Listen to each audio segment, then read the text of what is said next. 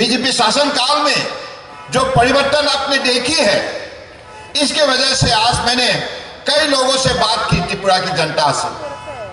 उन लोगों ने मुझे कहा, नहीं, हम और किसी को नहीं चाहते। सीपीएम, कांग्रेस, इन लोगों ने त्रिपुरा की जनता का साथ धोखा किया है, विश्वासघात किया है। इसलिए हम नहीं चाहते कि वो दोबारा सत्ता में आए।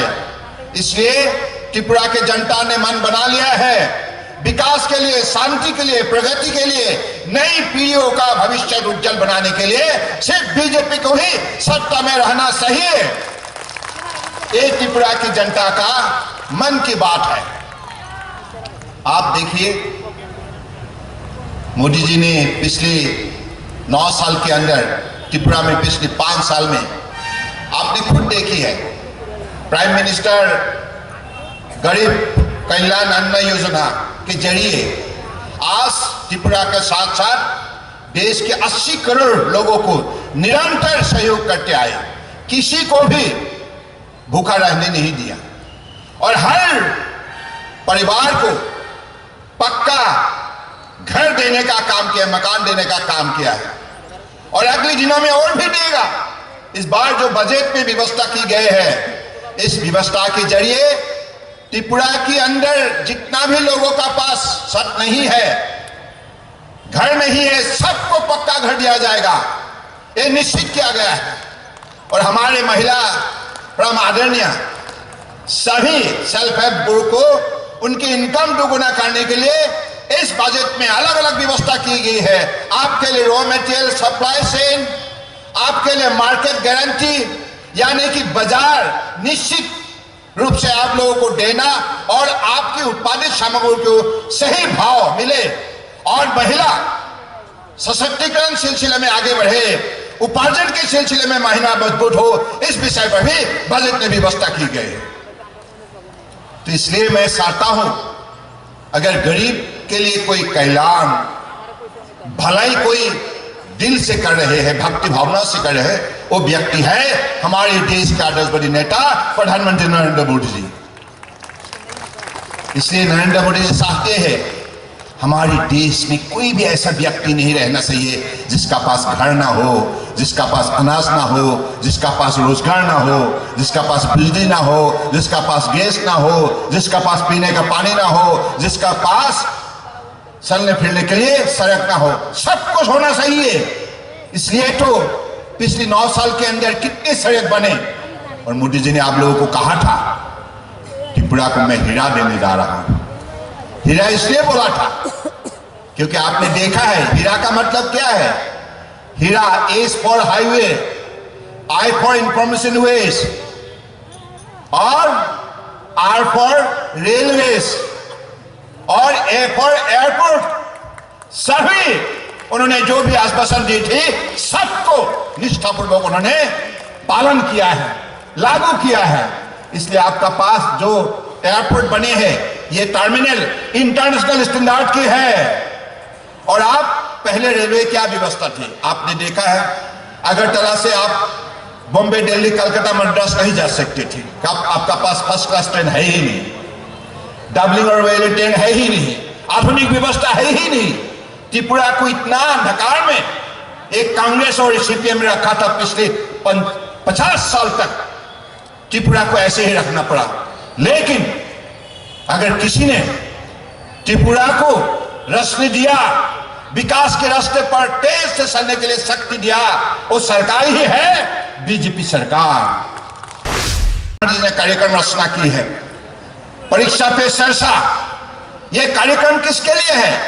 आज हम लोग सब यहां बैठे हुए हैं, सबके घर में छोटे छोटे, किसी का बहन है, किसी का भाई है, बेटा बेटी है, सब पढ़ रहा है।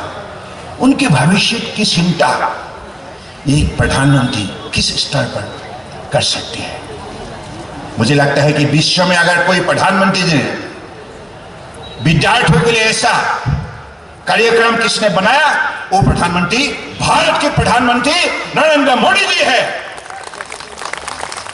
इसलिए त्रिपुरा निश्चित रूप से अगले दिनों के लिए आप खुद सोचिए, इस कार्यक्रम से जितना भी विद्यार्थी जुड़े हुए हैं, सभी विद्यार्थियों को अब दिशा मिला है, कैसे अपने आप को सजाना है, कैसे अपने व्यक्तित्व को निर्माण करना है, अपने क्षमता, अपने काबिलियत को बढ़ाना है।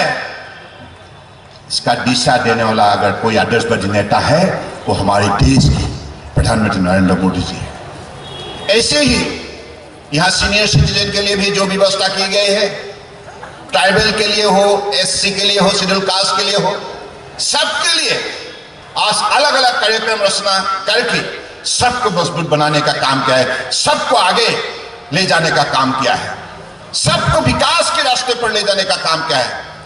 किसी घर में कोई अंधेरा ना हो, इसलिए बिजली देने का काम किया है। कोई भी व्यक्ति पीने का पानी से वंचित ना हो, इसके लिए जल जीवन मिशन के द्वारा हर घर में जल देने का काम किया है और हर गांव सड़क से जुड़े, आधुनिक सड़क व्यवस्था से जुड़े, ताकि हमारा किसान भाई का उत्पादित सामग्री बाजार में व्यापार के लिए कोई दिक्कत ना हो, विद्यार्थियों को स्कूल जाने में कोई दिक्कत ना हो, हमारे सांस्कृतिक क्षेत्र में जुड़े हुए कलाकार को एक स्थान से दूसरे स्थान तक जाने का कोई दिक्कत ना हो। यानी कि आज उन्होंने जैसे कहा था, transformation is possible through transportation. अगर यातायात ठीक होगा तो समाज, व्यक्ति मजबूत होगा।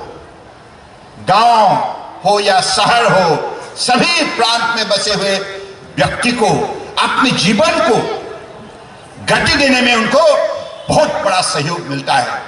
इसलिए सड़क व्यवस्था इतने बड़े मजबूत से बने हैं देश के अंदर।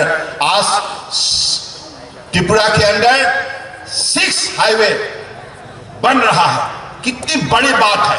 डब्ल्यू रेलवे ट्रैक बन रहा है, इंटरनेट कनेक्टिविटी संभव हुई है। और सबसे प्रमुख बात है, जो कांग्रेस, जो सीपीएम ने जैसे त्रिपुरा की जनता के साथ अन्याय किया था, नाइंसाफी किया था, विकास के बदले उनको हमेशा अशांति में और बड़े अन्याय से उन लोगों को जीने के लिए मजबूर किया था। तो उसी अंधेरा से आज किसी ने अगर रोशनी देने का काम किया है, वो सरकार है बीजेपी सरकार। इसलिए मैं चाहता हूं आप सब अगले दिनों के लिए तैयार हो जाइए। भारतीय जनता पार्टी का मतलब है शांति, विकास और हमारे देश हमेशा एक भारत श्रेष्ठ भारत, इसी मंत्रों को द्वारा हम भारतीय हमेशा एक रहेंगे, मजबूत रहेंगे, शांति से रहेंगे, हमारे दोस्ती हमेशा मजबूत बनाएंगे। तो ऐसे ही हमारे देश के शक्ति को आगे बढ़ाना होगा। इसी शब्दों का साथ मैं आप लोगों को विशेष रूप से हमारे जो उम्मीदवार है, बड़े सरल व्यक्ति हैं, डॉक्टर दिलीप कुमार दास जी, उन्होंने जैसे याद किया, कुछ साल पहले हम आए थे यहाँ उनको बीजेपी का मेंबरशिप देने के लिए, तब बीजेपी यहाँ सत्ता में थे नहीं। तब से उन्होंने जैसे समाज के लिए निष्ठापूर्वक सेवा की, इसके वजह से उनको स्वीकृति मिला, आप लोगों ने उनको आशीर्वाद दिया। तो मैं चाहता हूं आप दोबारा उनको आशीर्वाद दीजिए। देंगे ना? देंगे ना? देंगे ना? तो अगली कब को है? 16 ফেব্রুয়ারি আপনাকে ভোট দিতে হবে পদ্ম ফুলে।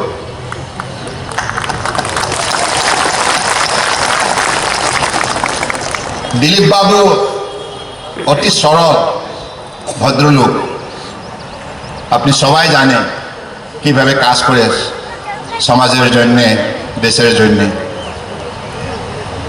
আমি দিলীপ বাবুর কি বলে ওয়েল উইশার, শুভ চিন্তক না, শুভ চিন্তক, আমি শুভ চিন্তক। আমি আপনাদের আশীর্বাদ চাই।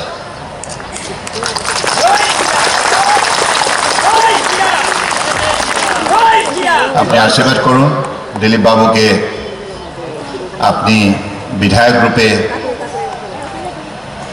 निश्चित रूप से आगामी निर्वाचने अपनी जितोৱাৰ জন্য সবাই सहयोग करबें এটা আমি অনুরোধ করি।